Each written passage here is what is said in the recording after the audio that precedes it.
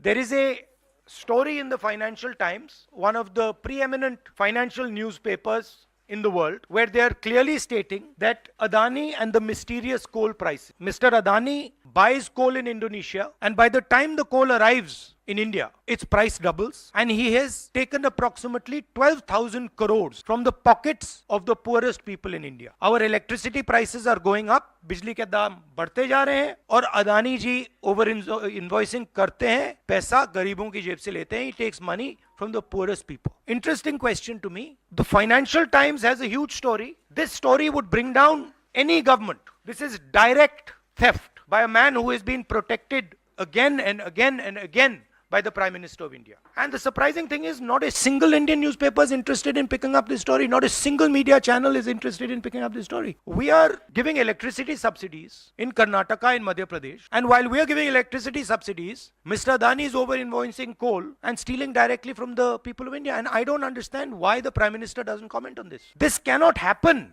without the protection of the Prime Minister of India. It is impossible. So the question is, why is there no action being taken on this gentleman? Now, I have a CEC meeting, so if you have a couple of questions on this topic, because I would like you not to distract from this topic, so if you have a couple of questions in this topic, I'm happy to answer them.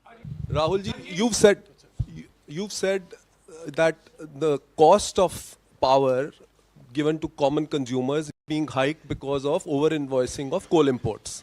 Now, no, I have not said it. A newspaper called the Financial Times. Okay. You quoting Financial Times has said it. I am just saying what they've said. So what I want to ask you is that since some of the state governments are subsidizing by, subsidizing power to common people, now would these states be initiating some kind of probe because some of them are ruled by the Congress? Would you initiate? Would you, recommend that these? That's an interesting idea. That's an interesting idea. We'll look into it. Rahul ji, आपने लगातार आप PM से सवाल पूछते हैं कि अदानी में ऐसा क्या है कि उनकी जांच नहीं करवाई जाती. शरद पवार से क्या आपने कभी ये सवाल पूछा कि अदानी में ऐसा क्या है कि जहां एक तरफ पूरा इंडिया ब्लॉक अदानी के इशू पर एकजुट है? शरद पवार बार-बार अदानी से मिलते हैं, मंथन करते हैं, और इस पर आपकी क्या राय है? मैंने उनसे ये सवाल नहीं पूछा है. Sharad Pawar is not the prime minister of India. Sharad Pawar is not protecting mister Adani. Mr. Modi is. And that is why I asked Mr. Modi this question and not Mr. Sharad Pawar. If Mr. Sharad Pawar was sitting as Prime Minister of India and he was protecting Mr. Adani, then I would be asking Mr. Sharad Pawar that question. Hello, बिल्कुल नहीं हुई. हाँ. Sir, आप लगातार इस मुद्दे को उठा रहे हैं और इसमें रोज एक नई कहानी जुड़ जाती है. हर हफ्ते 10 दिन पर सेबी भी जांच कर रही है और आप लोग लगातार जेपीसी की मांग कर रहे हैं. तो आपको लगता है कि सेबी की जांच से कोई नतीजा निकलेगा या कुछ और आप जेपीसी से ही लगातार आप इस पर? सेबी ने सरकार को कहा कि हमें डॉक्यूमेंट्स नहीं मिल रहे हैं. सेबी सरकार के से कहती है हमें डॉक्यूमेंट्स नहीं मिल रहे हैं, मगर इन लोगों को डॉक्यूमेंट्स मिल रहे हैं. फाइनेंशियल टाइम्स को सारे डॉक्यूमेंट्स मिल गए और हमारी यहां पे सेबी कह रही है हमें डॉक्यूमेंट्स नहीं मिल रहे हैं. तो साफ मामला है.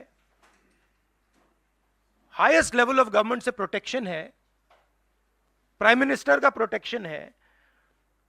32,000 करोड़ रुपए क्लियरली प्रूवन है. इसमें मतलब ये प्रूफ है, इसमें ये मतलब ऐसे नहीं बोल रहे हैं. सारा डॉक्यूमेंटेशन है इनके पास, मगर कोई एक्शन नहीं. और इस बार तो हिंदुस्तान की जनता की जेब से चोरी किया जा रहा है. बिजली बिल जब आप पंखा चलाते हो, गरीब लोग पंखा चलाते हैं, ट्यूबलाइट चलाते हैं, तो याद रखिए जब आप बटन दबा रहे हो, जैसे ही आप बटन दबाते हो, ये जैसे मैंने अभी ये स्विच दबाया, वैसे अदानी जी के जेब में पैसा जाता है. और करवा कौन रहा है? अदानी जी की रक्षा कौन कर रहा है? हिंदुस्तान का प्रधानमंत्री. तो याद रखिए, हिंदुस्तान का युवा, अब याद रखिए, जैसे ही आप स्विच दबाते हो, चाहे वो बल्ब हो, पंखा हो, बिजली का पंप हो, याद रखिए अदानी जी के जेब में सीधा पैसा जा रहा है और अदानी जी की रक्षा नरेंद्र मोदी कर रहे हैं. 32,000 करोड़ रुपए तो हमने दिखा दिया है, पता नहीं और कितना है.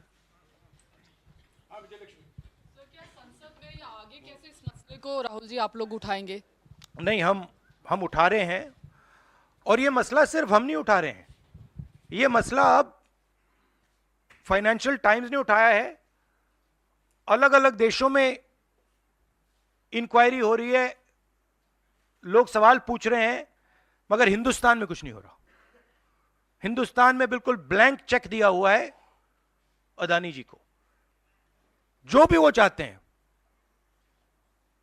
Electricity, power, ports, airports, agriculture, जो भी वो करना चाहते हैं कर सकते हैं, कोई इन्वेस्टिगेशन नहीं होगा। भाइयों और बहनों, 32,000 करोड़ रुपए, ये नंबर आप याद रखिए, और आस्ते आस्ते ये बढ़ता जाएगा, क्योंकि ये आखिरी कहानी नहीं है, ऐसी बहुत और आएंगी। बढ़ता जाएगा, बढ़ता जाएगा। और याद रखिए, जब आप बिजली का प्रयोग करते हैं, अदानी जी ओवर इनवॉइसिंग करके आपके जेब में से पैसा निकाल रहे हैं, हर यूनिट में आपसे पैसा लिया जा रहा है। और मैं सिर्फ एक सवाल पूछ रहा हूं भाइयों और बहनों, युवाओं, प्रधानमंत्री अदानी जी की इंक्वायरी क्यों नहीं करा रहे हैं? एक बार नहीं, अनेक बार सवाल उठे हैं।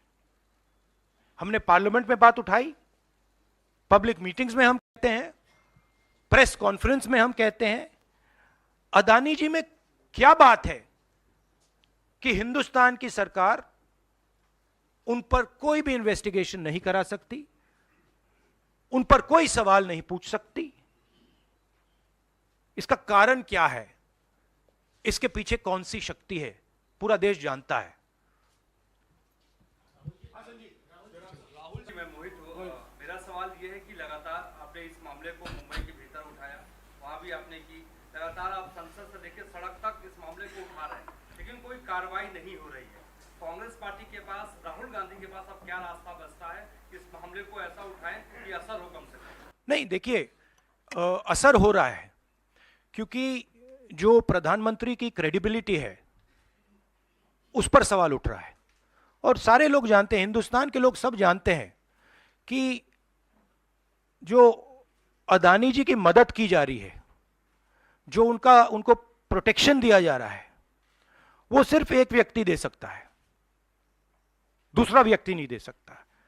ये गांव गांव में लोगों को मालूम है, और गांव गांव में लोगों को मालूम है कि अदानी जी ने भ्रष्टाचार किया है, चोरी की है, यहां पे ओवर इनवॉइसिंग की है, 20,000 करोड़ रुपए का मामला उठा है, पूरा देश जानता है।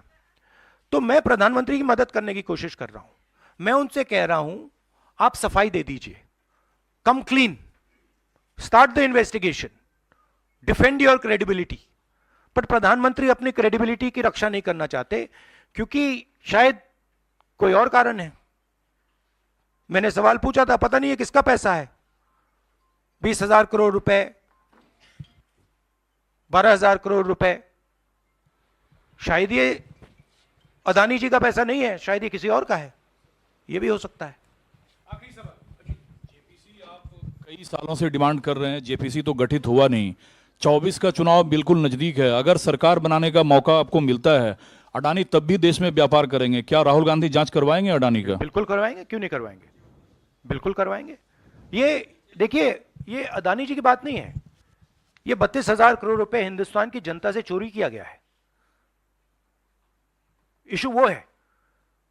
और कोई भी 32,000 करोड़ रुपए चोरी करेगा, उसकी इंक्वायरी होगी, क्यों नहीं होगी? Thank you very much.